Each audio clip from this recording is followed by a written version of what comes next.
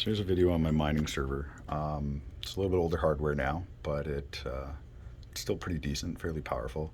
It's got a Threadripper 2950X, 16 core, 32 thread, and it's running three 1080 Ti's. So I've got, it's hard to see down there, maybe I can turn the flash on.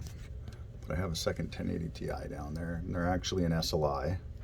And then I've got my third one in the front, and the airflow seems to work pretty well. I've got a really good platinum 1600 watt power supply in it.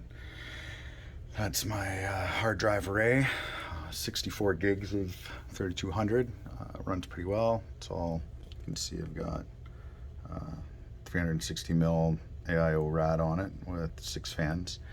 And because of mining, my video card fans are always cranked. I actually have that sucking down, so it's working against natural convection. You can see though that the filters, it works. It draws tons of air in, and for the most part my processor runs warm, but it doesn't really do a lot. It's all in the video card, so this really helps just force air into it, create like a positive pressure system with it.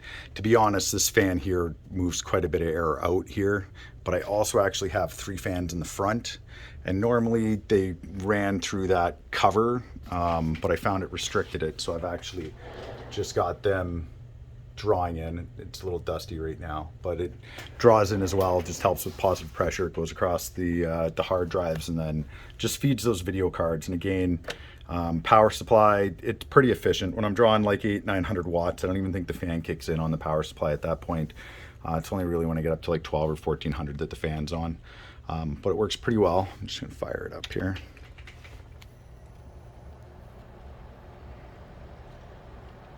Let it boot up. So I'm actually running Unraid off that USB key there. So it'll load up. Give it a sec here.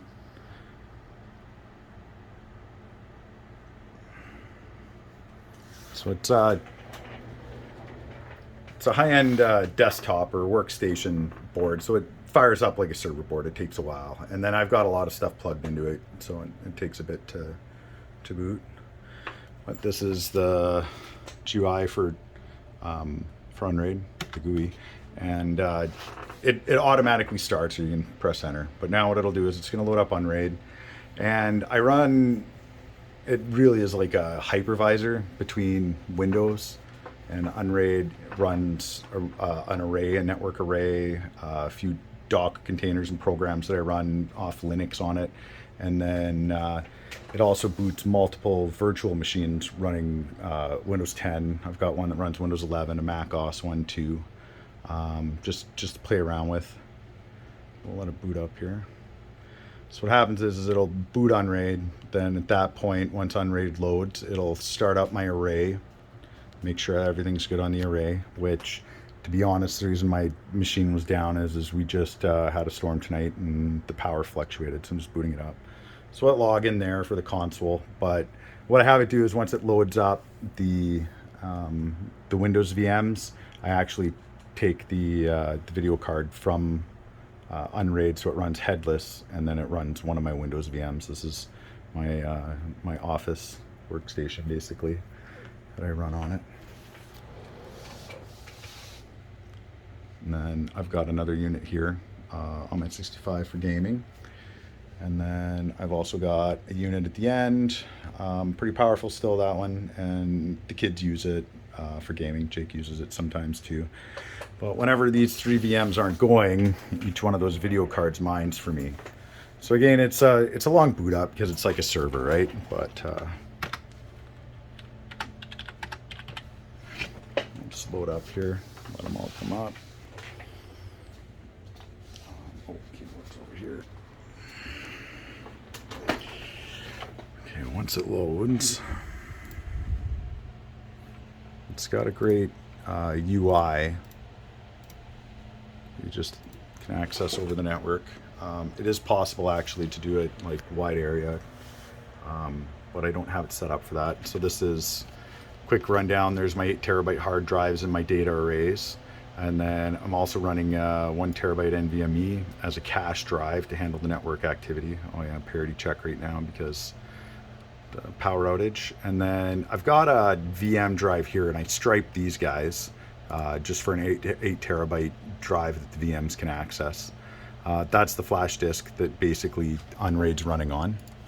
And then I've got a few SSDs here and different drives and stuff that actually are on separate controllers that get loaded by the VMs.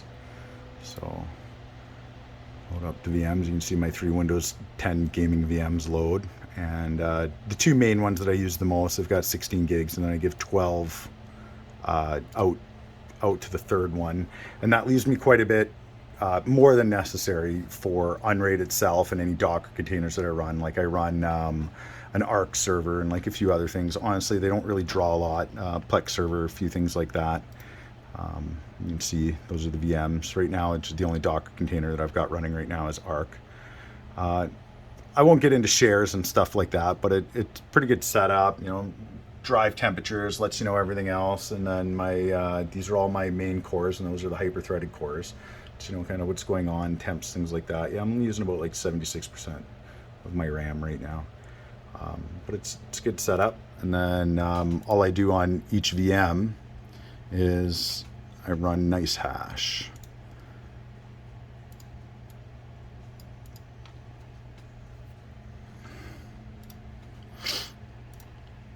And I've got a nice hash with running with tweaks and stuff to get better Ethereum mining out of my 1080 Ti's. So really what I've done is with it also I run Afterburner, and I've got a few different like settings in Afterburner that I'm running. Like default profile, I just crank it for gaming, max frames, get quite a bit of heat while gaming, but the cards can maintain it. And then when I go to mining, that's way too much. The cards throttle heavily under mining. Mining is crazy load. So I've got a power limit that's set that keeps my temperatures in about the range that I want, and it works pretty well. Again, like to be honest, they're actually undervolted or under their power percentage limit, so they're restricted. But I still managed to put a memory and core clock on it, and this is where I get my most hashes. And then actually my third profile, which drops my power limit even more, I think the specs modify a little bit on the core clock and the memory at that voltage on a couple of the cards. But down here, this is my greatest hash rate per watt for when I want to run efficient. And I can set it up that I can change these back and forth depending on, you know, what the kilowatt hours are costing me and things like that. So like when power's cheap, you can, you know, crank out to what the card can handle at its power limit versus running during the day when power's more expensive and you're being charged premium, then you run your most efficient. And honestly, the difference is really only a few like mega hashes. It's not that big of a difference. Let's just run. So like I'm going to set it up right now for the second profile, and we'll start the miner. So one nice thing is it's got this ether enlargement program that really, I think it uses a little bit more memory in the 1080 Ti and allows you to crunch a little more with what's happening with the cores. Like I to be honest, I don't exactly know what the ETH enlargement pills do, but I haven't looked into it to see, but it does actually help improve hash rates, and it makes my cards work harder. So right now it's just starting up, it's grabbing new jobs and things like that, but it's going to start hashing, and temperatures climb pretty quick. I've got, I'm just going to try and focus it better there. I've got a pretty aggressive fan profile on it right now too. I have no problem running the cards at max down here. It's not really affecting anybody. So my goal is to keep the cards under 75 degrees Celsius, which a lot of people would rather you be under 70. I'm okay with it. They're older cards. They've been running like this now for like months, knock on wood. But like they're an older card, and I'm just gonna run them.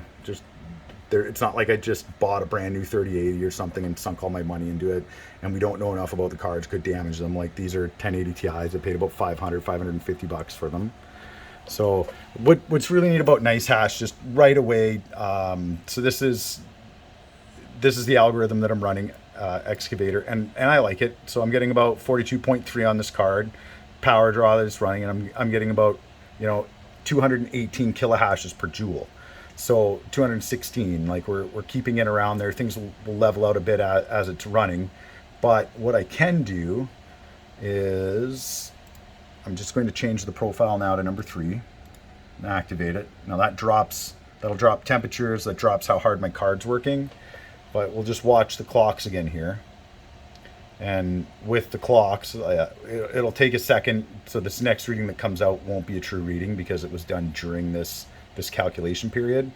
So, but you can see even at that I'm running 245 kilohashes per joule.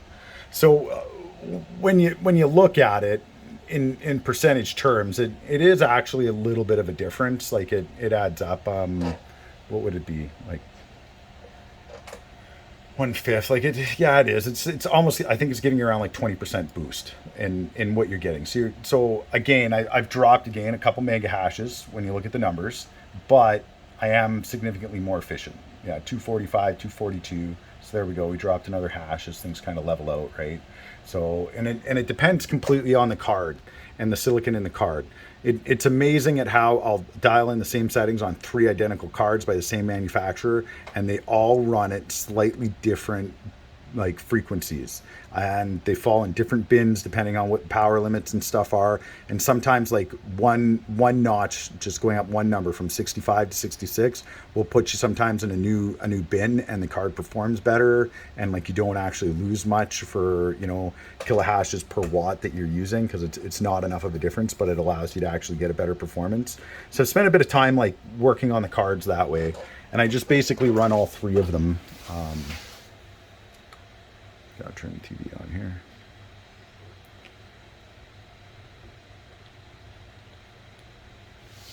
And yeah, just run them all the time, unless we're gaming. Anytime we're gaming, to be honest, I can even run Rocket League while mining. Of course, my mining hash rate drops a bit, but it still mines. So instead of like about 41 mega hashes, somewhere in there, I'm running more like 21, 24, somewhere around that number. Works pretty well. So nice hash, same deal. Always run as admin. There's certain tweaks that can't be applied unless it has administrative privileges. Again, just gonna run on second profile.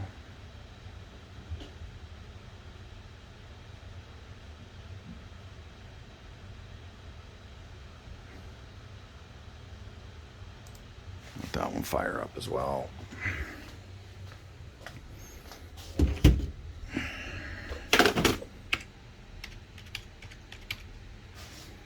Third unit here too.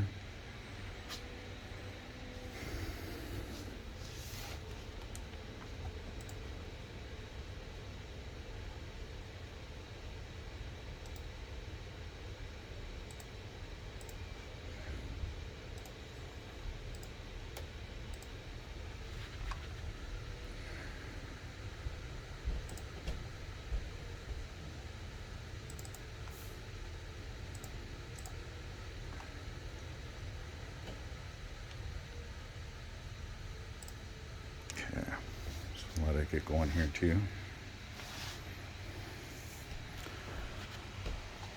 Running here, looks pretty good. 41.47, 38.54.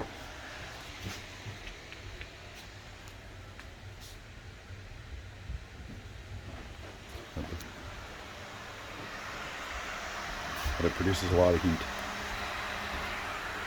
When the cards get spun up, they, you know, gets loud, produces a lot of heat.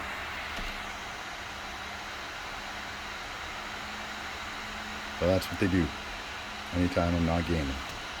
And it makes me around $12 a day. So I'm getting about $4 a card right now, maybe $4.20 a card, somewhere in there.